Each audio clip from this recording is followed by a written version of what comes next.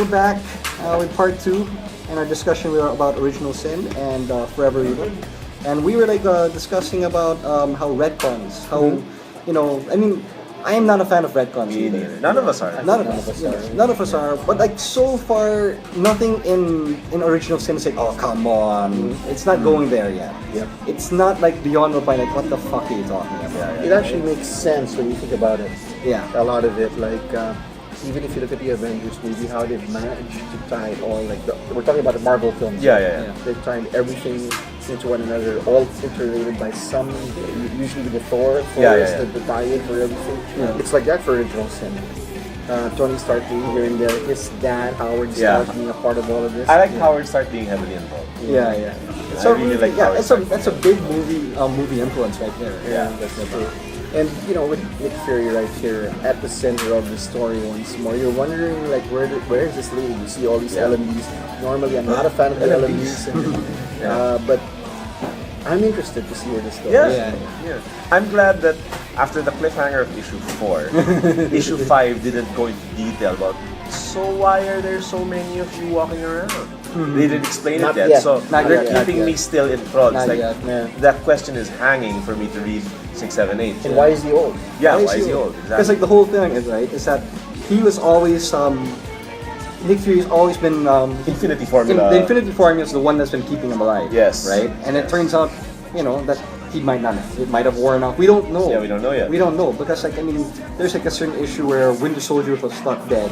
Yeah. But it was Nick Fury's blood that revived it. Yeah. So, I hope they don't drop the ball there. I hope they keep track of what they've been doing. Yeah. That's up to editorial to make sure that they keep things alive. But I hope it falls into place. Yeah. Yes, it does.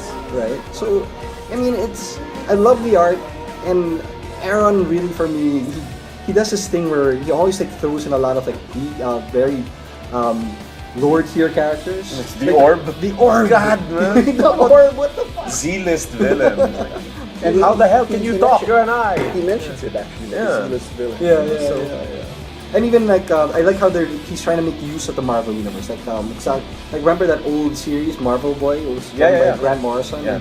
and, and Jones. Wasn't it J.G. Jones. J.G. Jones. Great art, man. So J.G. he's bringing out those bad guys back. Right. Dr. Midas. Yeah. And his daughter Exterminatrix or Yeah. something. So I'm glad that he's trying to make use. He's not throwing new characters Yeah. Astro. So it's just funny how they do that. If there's any complaint I have about this series is that I wish there was more happening with when you have Strange and Punisher teaming up.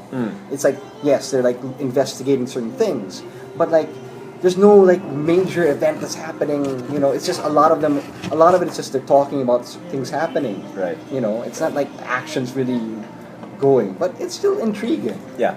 It's still intriguing. I agree. I guess this is really for me Marvel's version of Identity Crisis. What do you think? I've never really read that much. A bit.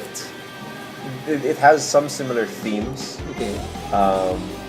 But at its heart, Identity Crisis it's a smaller story. It's very personal to the Justice League because there was a character who ends up killing someone else. Right.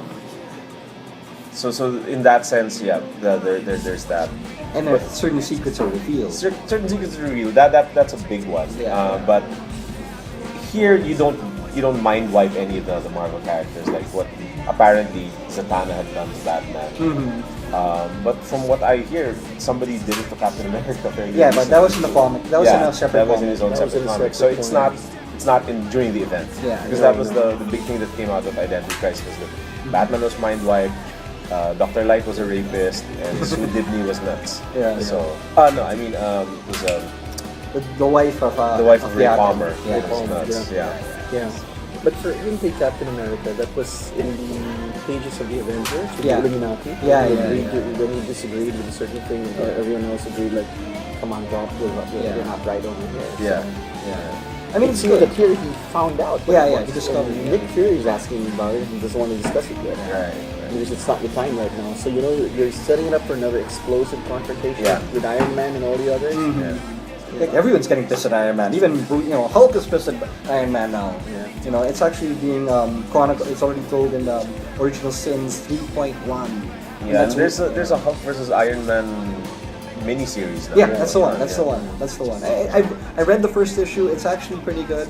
It's Mark Waid and That's what Alex Ross covers. yeah, That's Mark. all I saw. It's J.G. Jones. J.G. Jones J.G. covers. Jones, and then it's got Okay. Mark Waid and Nice. Mark Bagley on art, and then you got Kieran Gillen and Luke Ross doing a couple of issues as Now, well. Kieran Gillen's been doing, from what I've read with Iron Man, I've only read 1 to 17 of Iron Man. So I like Kieran Gillen as well. But his run is ending there too. Right.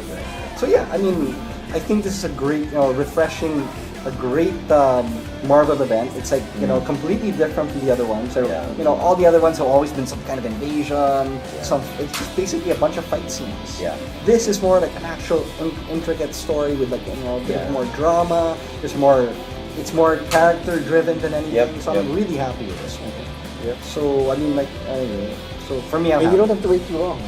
The issues come out every Yeah, other they're week. Yeah, fast. yeah. They're fast. Yeah, So because usually the Maxi series, the Maxi events, Right. it takes a course of a year before it's Uh-huh. resolved. So after a while, they lose momentum. Yeah. The one series that I don't recall in losing momentum ever for an event was Crisis on Infinite Earths. Oh yeah. Month after month, That you is- just waited for that one. Like, That okay. his hand was dying. Yeah, that was something else.